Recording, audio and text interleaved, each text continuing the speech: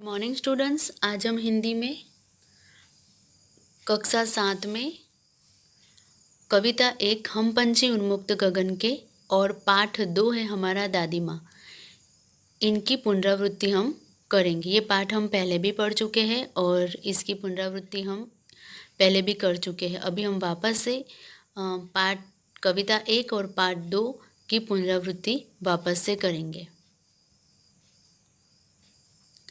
हम पंछी उन्मुक्त गगन के पिंजरबद्ध न गा पाएंगे, कनक तीलियों से टकराकर पुलकित पंख टूट जाएंगे। हम बहता जल पीने वाले मर जाएंगे भूखे प्यासे, कहीं भली है कटुक निबोरी कनक कटोरी की मैदा से। इस कविता के जो कवि है शिवमंगल सिंह सुमन। शिवमंगल सिंह सुमन कहते हैं कि पक्षियों के माध्यम से वो कहना चाहते हैं कि हम मुक्त तथा बंधन रहित रहने वाले जीव हैं, जो अपनी इच्छा से गगन में विचरण करते हैं। यदि हमें पिंजरे में बंद करके रखने का प्रयास किया गया तो हमें अच्छा नहीं लगेगा। हम पिंजरे में बंद होकर जी नहीं पाएंगे तथा पिंजरे में बंद हो जाने पर हम अपनी स्वाभाविक वाणी को भी भूल जाएंगे। अर्थात पिंजरे में बंद किए जाने पर हम अपने स्वाभाविक गीत नहीं गा पाएंगे तथा सोने की तीलियों से टकराकर हमारे पंख टूट जाएंगे। पक्षी कहना चाहते हैं कि यदि हम पिंजरे में बंद रहेंगे तो हम पिंजरे से बाहर निकलने का प्रयास करेंगे तथा ऐसे प्रयास में हमारे पंख सोने के सिकंजों से टकरा टकरा कर टूट जाएंगे। हम तो मुक्त रहने वाले जीव हैं, अर्थात हम बहता पानी पीकर अपनी प्यास बुझाने वाले जंतु हैं। यदि हमें पिंजरे में बंद करके रखा गया तो हम भूखे प्यासे मर जाएंगे। हम तो वन में उपलब्ध वनस्पतियों, वृक्षों आदि के फलों से संतुष्ट रहने वाले हैं। इसलिए हमें नीम की कड़वी निंबोरी पिंजरे में रखी सोने की कटोरी में भरी मैदा से अच्छी लगती है। श्रवण श्रृंखला के बंधन में अपनी गति उड़ान सब भूले, बस सपनों में देख रहे हैं तरु की फुनगी पर के झूले। ऐसे थे अरमान की उड़ते नीले नभ की सीमा पाने, लाल किरण सी चोंच खोल चुगते तारक अनार के दाने। पक्षी कहते हैं कि हम स्वतंत्र रहने वाले जीव हैं, इसलिए जब कोई हमें परतंत्र बनाने का प्रयास करता है, हमें सोने के पिंजरे में कैद कर लेता है, तो सोने की जंजीर के बंधनों में बंध जाने पर हम अपनी स्वाभाविक गति और उड़ान भूल जाते हैं। जब हम सोने के पिंजरे में कैद हो जाते हैं तो हम केवल स्वप्न में ही पेड़ की शाखाओं के छोर वाले भाग को देख सकते हैं। अर्थात पिंजरे में रहने पर हम न तो आकाश में विचरण कर सकते हैं तथा न ही पेड़ों की शाखाओं के छोर वाले भाग पर बैठकर उसका आनंद ले सकते हैं। हमारे हृदय के अरमान ऐसे थे कि जब हम आसमान में उड़ते तो हम नीले गगन में उड़कर उसकी सीमा खोजने का प्रयास करते। अर्थात हम दिन भर उड़ते रहते और अनंत आकाश की सीमाओं को ढूंढने का प्रयास करते। हम अपनी लाल किरण सी चोंच को खोलकर तारों रूपी अनार के दानों को चुगते।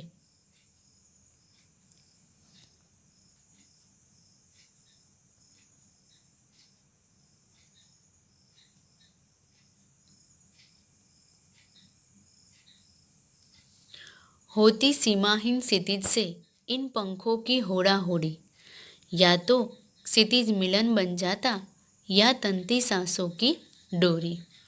नीड न दो चाहे टहनी का आश्चर्य आश्रय छिन्न कर डालो, लेकिन पंख दिए हैं तो आकुल उड़ान में विघ्न न डालो। नीड यानी घोंसला, छिन्न भिन्न यानी कि टुकड़े टुकड़े। और विघ्न यानी कि बाधा। पक्षी मानव से कहते हैं कि जब हम अनंत आकाश में विचरण करते हैं तो हम उस क्षितिज से होड़ा-होड़ी करते हैं जिसका कोई अंत ही नहीं है। अर्थात हम क्षितिज को पाने के लिए उड़ान भरते ही जाते हैं, पर क्षितिज को पाना आसान नहीं है। क्षितिज यानी ऐसा स्थान जहां आसमान और धरती एक दूसरे से मिले हुए दिखाई देते हैं। अर्थात हम क्षितिज को पाने के लिए उड़ान भरते ही जाते हैं, पर क्षितिज को पाना आसान नहीं है। पंछी कहते हैं कि ऐसा करते समय या तो हम क्षितिज को पा लेते हैं या हमारी सांसों की डोरी तन जाती है। भाव यह है कि जब हम अनंत आकाश में उन्मुक्त होकर उड़ान भरते हैं तो हमारी सांसें फूल जाती है।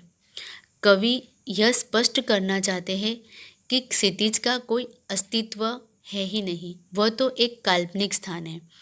पक्षी मनुष्य से कहते हैं कि चाहे हमें रहने के लिए आश्रय न दो, चाहे हमारे घोंसलों को तोड़ फोड़ दो, परंतु यदि हमें पंख दिए हैं तो हमारी उड़ान में विघ्न न डालो। अर्थात चाहे हमें हमारे आश्रय से बाहर निकाल दो, परंतु हमारी उड़ान में किसी प्रकार की बाधा मत पहुंचाओ। हमें उन्मुक्त होकर अनंत आकाश में विचरण करने दो।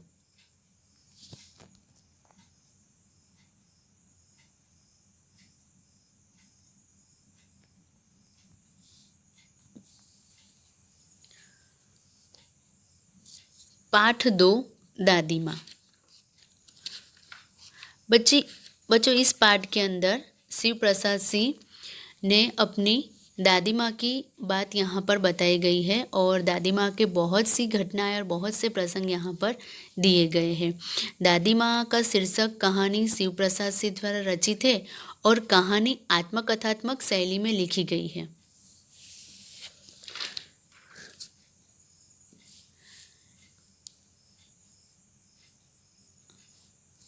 यहाँ पर पाठ की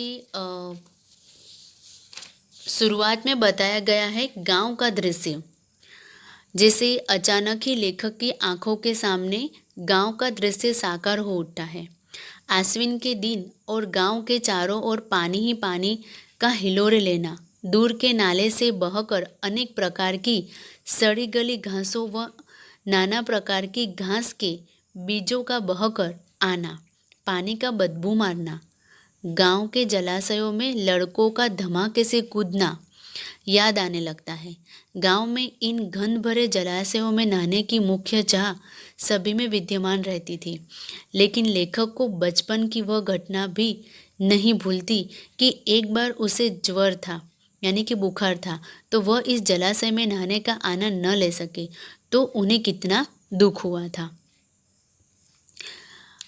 दादी माँ का व्यक्तित्व यहाँ पर बताया गया है कि दादी माँ बहुत ही दुबले पतले शरीर, सफ़ेद किनारेहीन धोती पहने, सन से सफ़ेद बाल वो उनसे ताजे पानी की बूंदों के टपकने का दृश्य लेखक की आंखों के सामने आ जाता है।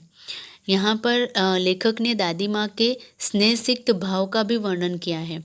लेखक कहते हैं कि जब बचपन में एक बार जब वो बीमार हो जाते हैं तो दादी माँ बार बार उनके माथे, पेट और पाँव को छूती रहती और ज्वर मालूम करती रहती। दिन रात उनकी चारपाई के पास बैठना, चबूतरों की मिट्टी लाकर माथे पर लगाती रहती और मुंह में डालती रहती। वैद्य की दवाएं देना, लेखक ही नहीं गांव का कोई भी सदस्य बीमार हो जाए तो उसे पूरी दवाइयाँ व इलाज बताना उनको दूसरे के प्रति स्नेह को ही दर्शाता है। ऐसे ही दादी माँ के वाणी में शासन की कठोरता होती। जैसे यहाँ पर एक घटना बताई गई है कि दादी माँ का धनों पर बिगड़ना, वह डांटना कि उसका ऋण तुरंत सूद समेत चुकाए, यानी कि जो धनों होती वो दादी माँ के पास पैसे के लिए आती है तो दादी माँ उस पैसे को सूद समेत वापस लौटाने के लिए कहती है। डांटते समय दादी माँ ने उसके आंसुओं की परवाह भी नहीं की, आदेश पूर्वक उससे पैसे मांग रही थी। इससे स्पष्ट होता है कि उनकी वाणी में शासन की कठोरता थी। दादी माँ में परोपकार की भावना भी कुट कुट कर भरी थी।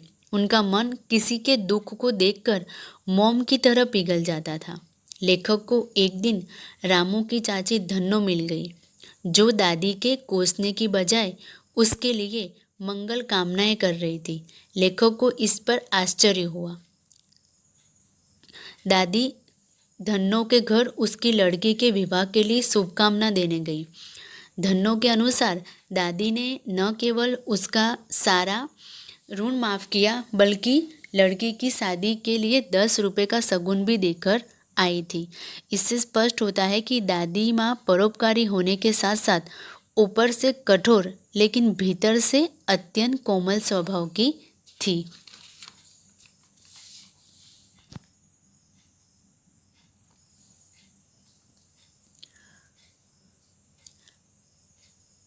इस पाठ में बच्चों किशन भैया की शादी के समय जब केवल औरतें ही गाना और अभिनय में व्यस्त थी, तो लेखक बीमारी के कारण वो भाई विलम्ब के कारण बारात में नहीं जा सके थे।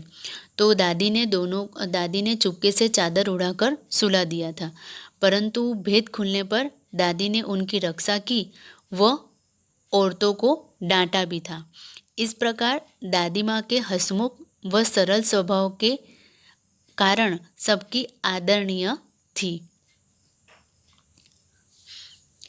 पति की मृत्यु के बाद एक दिन जब दादी ने पुत्रों और पोते को घर की गरीबी पर चिंतातुर देखा, तो यानी कि जब लेखक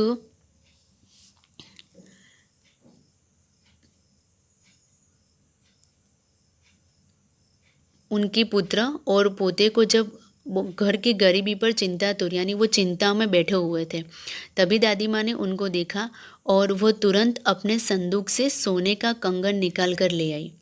यह कंगन उनके पति की अंतिम निशानी थी। उन्होंने कहा कि यह इस मजबूरी में काम आ सकता है। उस समय लेखक को दादी एक देवी के समान प्रतीत होती है, यानी कि तब दादी माँ ने जो वो कंगन थे वो कंगन पिताजी को दे दिए और कहा कि पुराने लोग आगे पीछे का सब कुछ सोच लेते हैं। वैसे तो यह माना जाता था कि दादी माँ कोई काम नहीं करती, लेकिन घर का व बाहर का सभी कार्य दादी माँ के बिना अधूरा रहता था। छोटे बड़े कामों में दादी की उपस्थिति व सलाह अनिवार्य होती थी। दादी माँ की मृत्यु का पत्र पढ़ते ही लेखक के सामने दादी माँ का चित्र सजीव हो उठता है और वो एकदम उदास हो जाता है।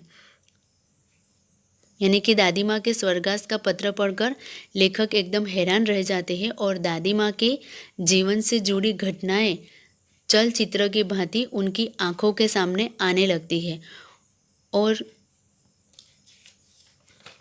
वह सोच में पड़ जाते हैं, यानी उन्हें ये यकीन नहीं होता है कि क्या सच में दादी माँ नहीं रही।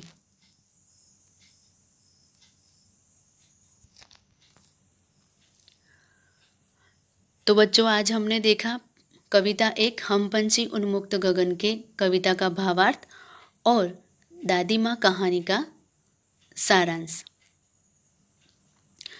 तो बस बच्चों, आज के लिए इतना ही। Thank you.